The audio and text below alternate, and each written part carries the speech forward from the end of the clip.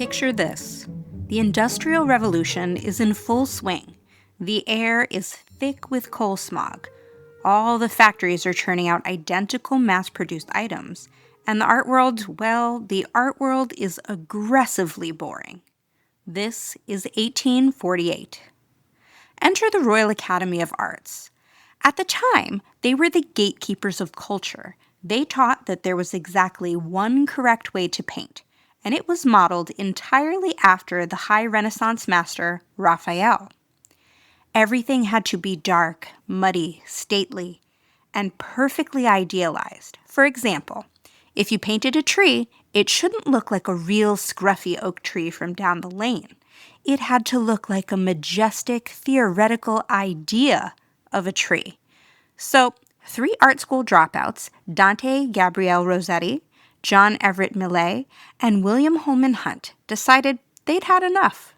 To them, this establishment style was slosh, which is a wonderfully biting Victorian insult for formulaic trash. They were teenagers, essentially, and like any good bunch of 19-year-olds who think they know better than their professors, they naturally started a secret society. They called themselves the Pre-Raphaelite Brotherhood, or the PRB. Their name was a direct public middle finger to the establishment. They were saying, we are skipping Raphael entirely. We're going to go back to the vintage stuff. We want the art from before things got corporate and slick and formulaic. And out of this artistic act of rebellion came one of the most influential design periods in modern history, the arts and crafts movement.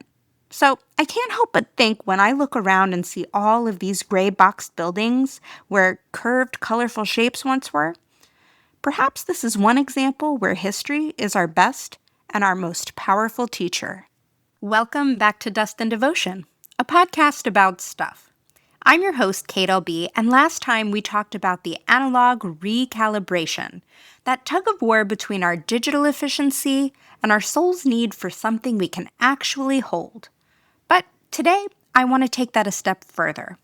When we think of counterculture, we're usually thinking of things like protest signs or underground music or even radical art. We don't always think of a 1920s typewriter or a mid-century sideboard. But in a world that is obsessed with the new, the next, and the now, choosing the then is a quiet, beautiful subversion. Buying vintage reinforces the idea of time travel, but without the baggage. When I source for Good Luck Box Vintage, and then you find that perfect piece for your home, we are embracing the craftsmanship and the aesthetic of another era. We're saying, I want the lines of the 60s, but I'm leaving the 60s social constraints at the door. It's a way of reclaiming history, on our own terms. I can't help but feel that choosing vintage, whether it's conscious or unconscious, it helps us to combat planned obsolescence. And as much as I hate to say it, our society is built on the upgrade. Your phone is designed to slow down and stop working, and unfortunately, your furniture is often designed to wear out in just 3 years. So when you buy something that has already survived 50 years, you're exiting that cycle and you are saying no to the landfill and yes to endurance. And really, when it comes down to it, it's about the community. The world of collecting isn't just about the stuff, it's also about all the people. From the genealogy enthusiasts I've met lately to the niche collectors at markets, there are these incredible social networks built around the aesthetic of the old. We aren't just consumers, we're curators of a shared history. We're finding each other through the objects the rest of the world forgot. So today we're exploring why the oldest things in your house might just be the most radical things you own. This is episode 4, Little Acts of Vintage.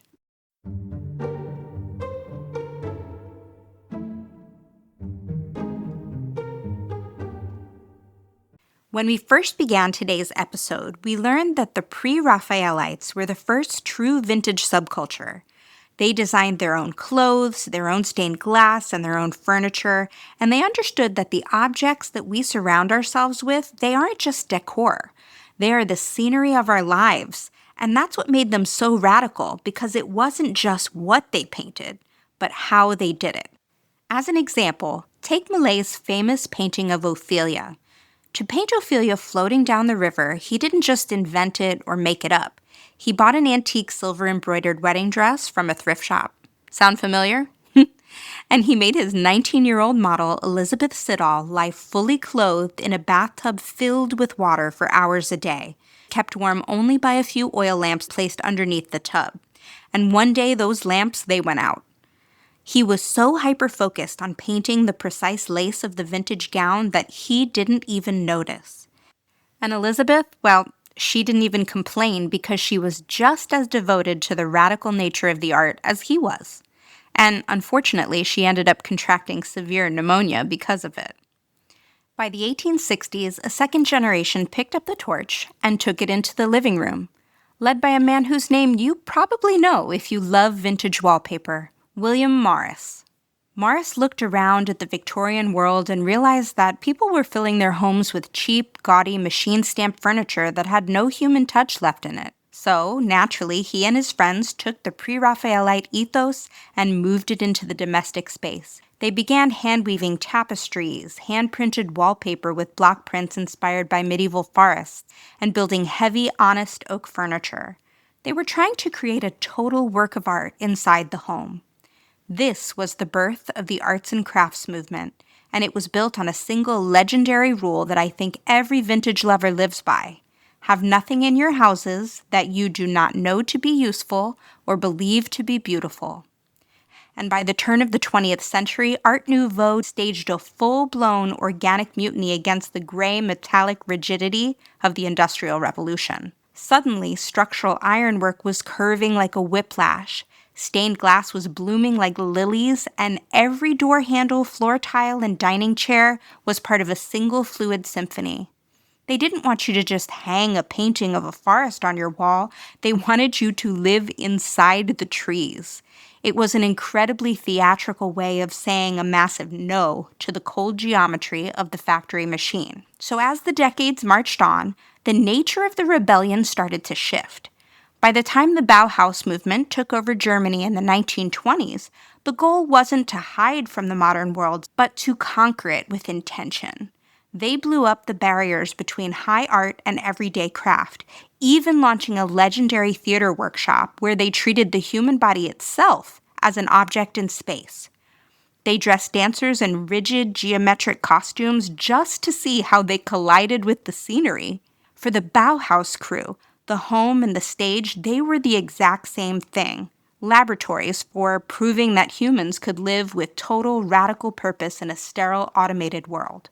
By the time we reached the mid-century avant-garde of the 40s and 50s, designers like Charles and Ray Ames, they started using gritty industrial materials like molded plywood and fiberglass to democratize the home. They wanted a future that was light, functional, and visually honest, where the structure of a chair or the line of a room was exposed, proud, and accessible to everyone. The rebellion flipped completely on its head, but it kept that exact same rebellious soul. Forget the watered-down, mass-produced versions we see in the big box stores today. The original post-war pioneers were design insurgents, and they ultimately proved that simplicity could, in and of itself, be a battle cry.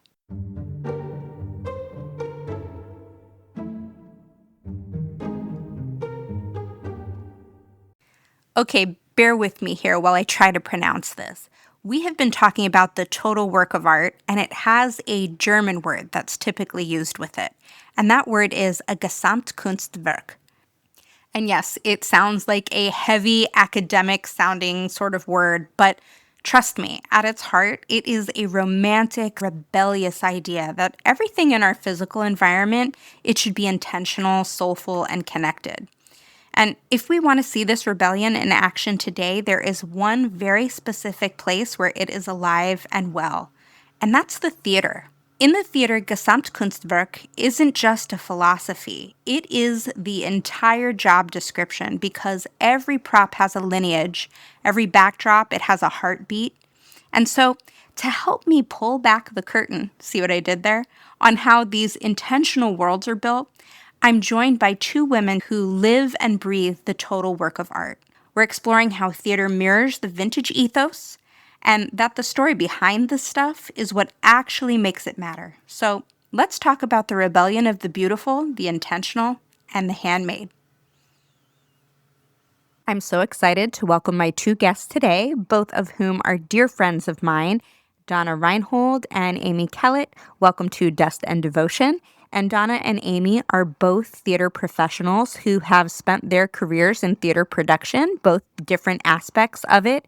And I think that they bring a really unique perspective on how objects help to create and tell a really powerful story and transport the audience. So without any further ado, Donna, we'd love to hear a little bit more about your background. I am primarily a stage manager or production manager, so I often am communicating between departments and helping designers speak to each other, as well as making sure that things are moving along on time and that things are maintained. It's a lot of managing personalities as well as managing the actual physical elements of the stage. Lots of lists, lots of paperwork, and maintaining the integrity of each design element and the director's vision. Now, Amy, over to you. I think you bring a totally different perspective and one that is so deeply connected with objects and spaces. I am spending more time as a props designer and supervisor, which involves gathering all of both the hand props, which are like the small objects that people use to tell the stories on stage, but it also involves usually gathering all of the furniture, coordination with the set designer, and usually lighting fixtures and dressing, which is all of the things that would be on a stage that aren't necessarily picked up or touched or interacted with, but are more like the decor in the room. And I also have been for many, many years a scenic artist, which is the person who paints the scenery. One of the reasons I like working in theater is because different challenges and things that come up with almost any project in working out how to do something. Let's start with Donna. In my line of work, as you know, I look at objects for their history. And in yours, a vintage suitcase or a specific letter isn't an antique, it's a cue, right? So it has to be the exact same square inch of space every single night for the illusion. And also, if I'm completely wrong here, tell me. It has to be so specific, and not only to the audience, but to the performers. And that's true of pieces that, like you said, a suitcase that they have to pick up. And in the same way, every night, you need to make sure that it is turned the same direction so that when they set it down on the floor and go to open it, they're not having to flip it over, futz around. Things inside have to be the way that the actor expects them to be, because you want them to be able to focus on their part of telling the story. You don't need them to be distracted by unexpected elements on stage. I feel like it's often less about the props and more about the people using them. For example, there is a company in town that Amy and I have both worked with a lot that is very hard on their props and their scenery. They're very physical, and I remember getting some prop guns for rehearsal, and on the first day, they had broken 5 out of our 11 prop guns just because they're rough on things. So maintenance, making sure that things are able to stand up to the use that they're being utilized for.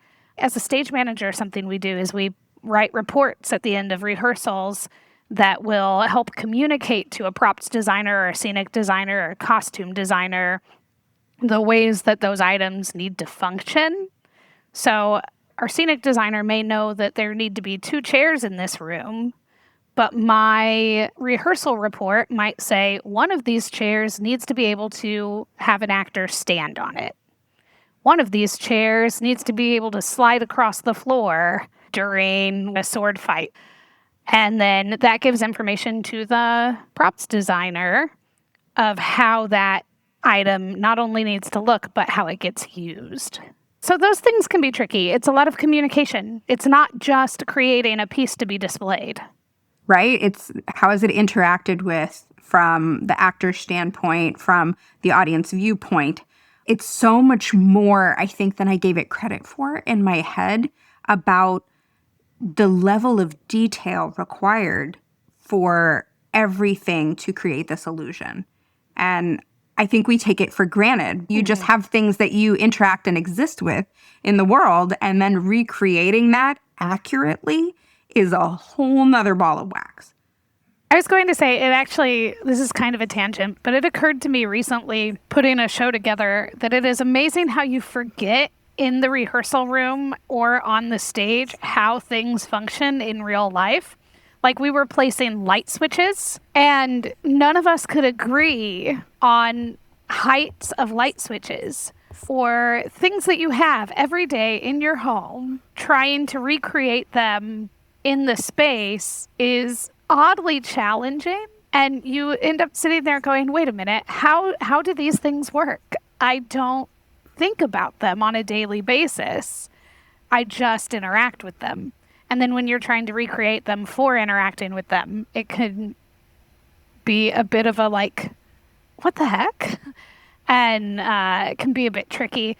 I mean, I think that's part of the fun of doing it and why I like doing props. Yeah, and it's all like building skills too, because even if I don't necessarily use that particular mold or that particular material, a lot of the materials function in a similar way. I like learning skills or like reinforcing the skills that I have.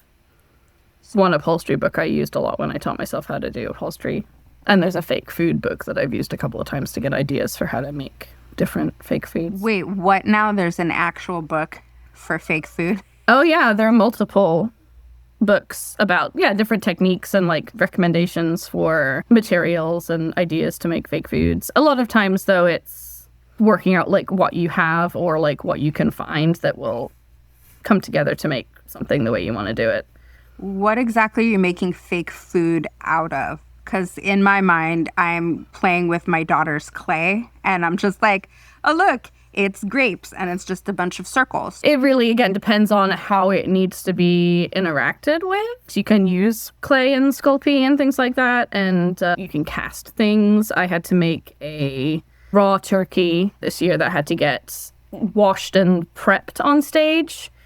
Obviously, we didn't want to use a real raw turkey because then they would be dealing with raw turkey juices over everything on the set, and that's not sanitary. It also needed to be able to be like rubbed in oil and like have seasonings put on it and washed and all of this stuff. So it needed to be out of something that could stand up to all of that and get cleaned and not get gross and moldy or anything. So we ended up making it out of silicone casting material.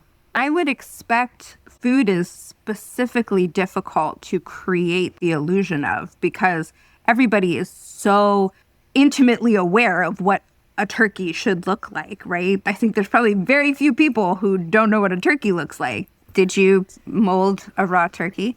I did mold a frozen raw turkey, which was part of the challenge. Thought that in my great wisdom, I would just be able to eyeball how much I needed for the mold, which was highly incorrect. And so I ran out of material for the mold. At the same time, the thing I was casting was a frozen turkey. And so as it was sitting there both to get cast and just while waiting for the things, I kept having to like rewrap it up and put it in our shop freezer to keep frozen so that it wasn't unfreezing as it was in this mold. So it was that was a small nightmare. The rest of it was fairly okay. If I had just actually used the calculator that they nicely provide on the website and bought enough of the mold material, it probably wouldn't have been quite so stressful.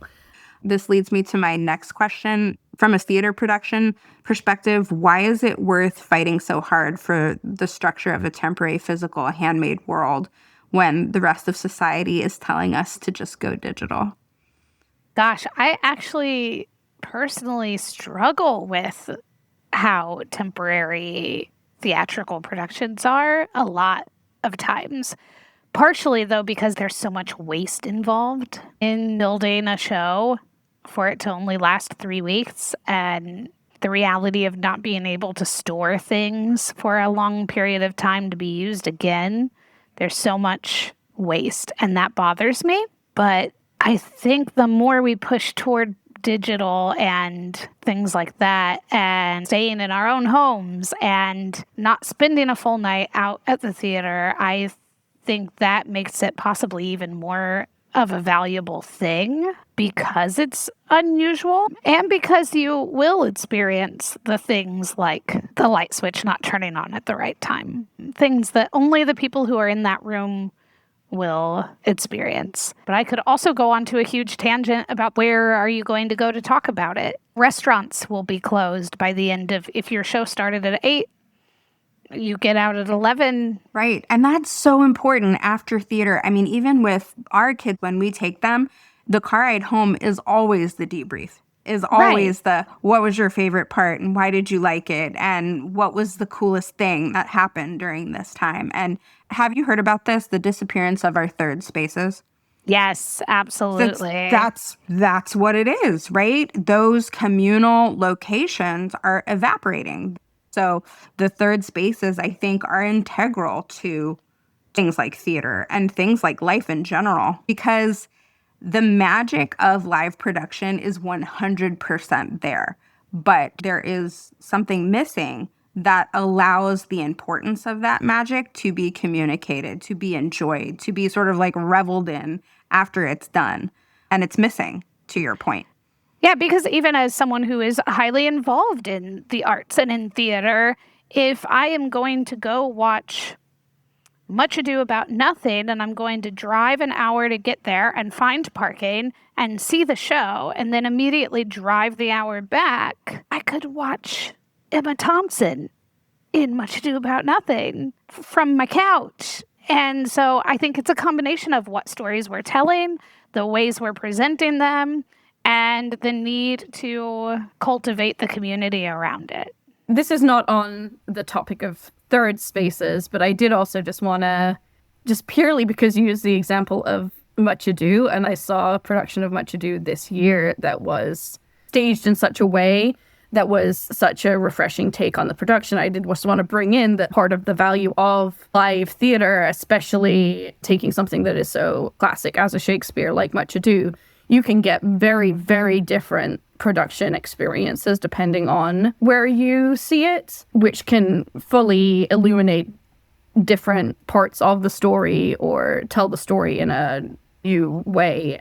But Amy and I talk often about things like we will skip the big shows, we will skip the big tours, but if like a small theater in Herndon, Virginia, that has a stage that is 35 feet wide and 25 feet deep, announced that they were doing Phantom of the Opera, I would be there tomorrow, right? Because I want to see how are they going to do Phantom of the Opera in this space.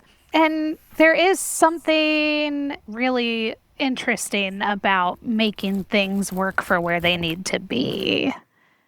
And I feel like that actually does tie back into the props conversation too, and the elements that you have to create for those. Right? It can be totally insane and make you gasp when someone does something super simple in a random new sort of way. How do we convey impressive meaning and an impressive illusion, maybe in an unconventional way? I'm a practical prop fan. Of course you are. Right? Like, I love seeing the stuff on stage. We saw a great production here of 9 to 5, and they had this entire mid-century modern shelving system built into one of the movable walls.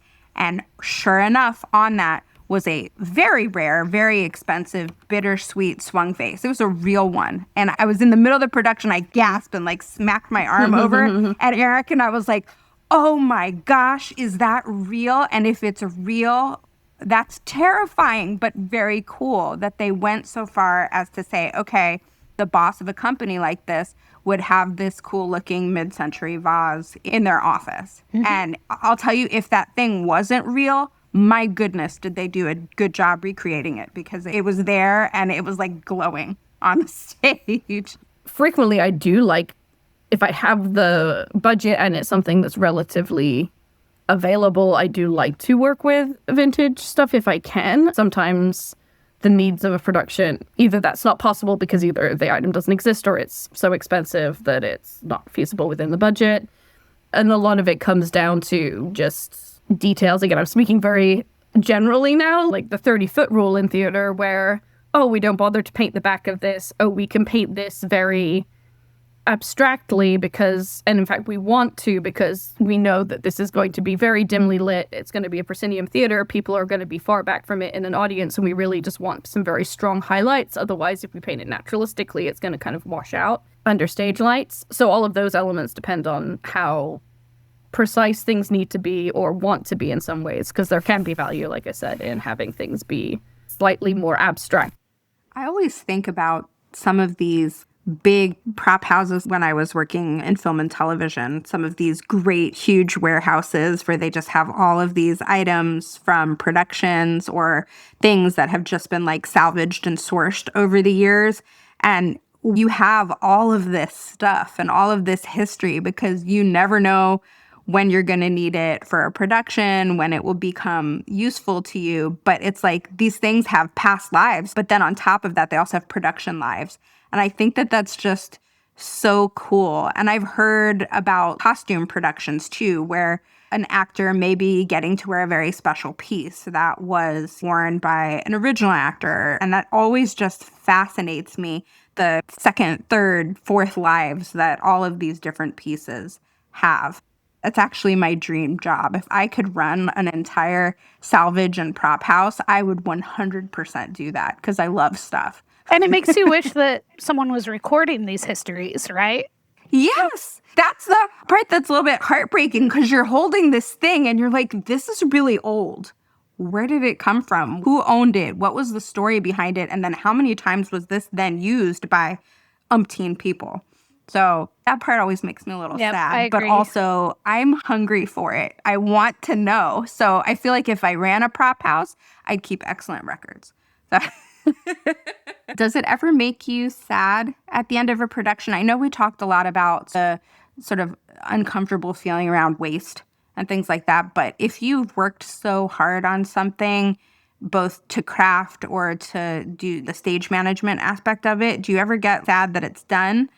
There's frequently a good balance struck with production management teams that have fewer hoarding sensibilities than I do that push me to get rid of things, because if I could keep all of the things, I would keep all of the things. I certainly have some props in my house and things from shows. Sometimes it's just a piece that has turned out so well. Sometimes it's because a show process meant so much. I'm getting better about it, but it's very hard to let go of these things that, even if I didn't create them, these are little works of art that are made for this 4-week run. And I always find that kind of devastating. It is helpful to me when they are built in such a way that they clearly won't last. Because then I'm like, okay, yes, this can take a photo, this can go away. But sometimes things are really built well. I have a hand puppet that I will probably never get rid of that was custom made for Winnie the Pooh. I'll probably never get rid of that. And then also, sometimes props get a life beyond what they were intended for and become a part of the theater. There were these moose antlers. They were built for a production of If You Give a Moose a Muffin, and it was a hat with these huge moose antlers.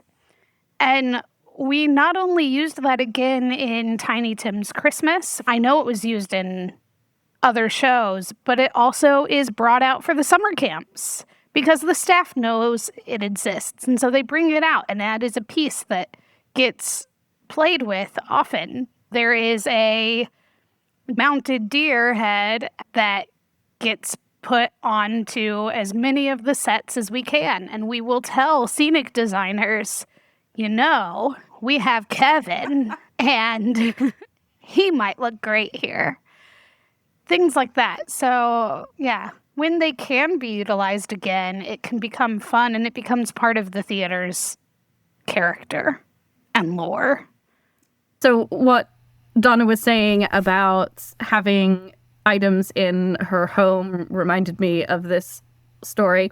The table that I'm actually sitting at right now is, I think, a 1950s, kitchen table. A lot of the vintage stuff I source for shows is usually through Facebook Marketplace. And so I came up to the person who was selling this table and chairs. And the woman that was selling it to me went into this whole monologue about how this was the table that she and her husband bought when they moved into this house, and it has been their kitchen table throughout their whole lives and their children growing up. And they are so excited that somebody else can have this table now, and it can be part of their lives, and this table will continue through. We had the show, and it was great, and it was exactly what they wanted, and the show closed, and I was like, well, I can't put this into a stock where it could disappear, or just like I feel like I'm personally responsible for this table now. So I just went ahead and bought the table and chairs off of the theater. Usually if you're using a show, you'll get like a very discounted rate to buy something, especially if the theater doesn't want it. And so now has to permanently be a part of my home for the rest of my life. Took on the moral obligation to caretake this table and chairs. Well, this has been absolutely wonderful hearing all of your stories and seeing how this is all connected to the total work of art, which I think theater exemplifies perfectly. So, Donna and Amy, thank you so much for your time today, and I hope you have a great day.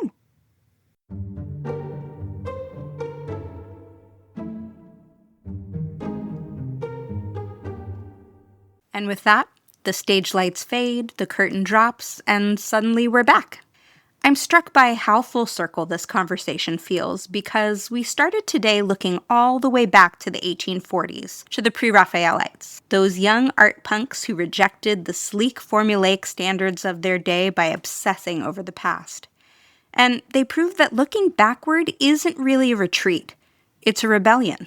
Vintage has always been a counterculture, a quiet refusal to let society suture its mass-produced expectations onto our homes and onto our skin. And Amy and Donna showed us that in the world of theater, the complete work of art, the rebellion, well, it's alive in every single thing on a stage, the ultimate proof that expression is not always with the lips. Long before an actor delivers a line, the physical objects around them, a tarnished brass key, a frayed velvet coat, an old leather book, they've already spoken because they build a universe out of texture and history. And in our own lives, we're doing that exact same stagecraft. The vintage pieces we hunt for, the odd art on our walls, the childhood stuffy kept safe on a shelf, these are our props. There are quiet, brave declarations that say, I will not be standardized. Choosing the old over the new is how we build a sanctuary of self-expression that no algorithm or trend can touch. A huge thank you to Amy and Donna for sharing their stagecraft and their deep devotion to detail, as well as for helping us see how the magic of storytelling lives in the tangible things we hold. And to you listening, take a moment tonight to look around your space. Notice the props you've chosen for your own life, and recognize the quiet rebellion you're living every single day. I'm Kate LB, and this is Dust and Devotion. Until next time, curate rebelliously, stay devoted to the weird and the worn, and remember, live your life tangibly.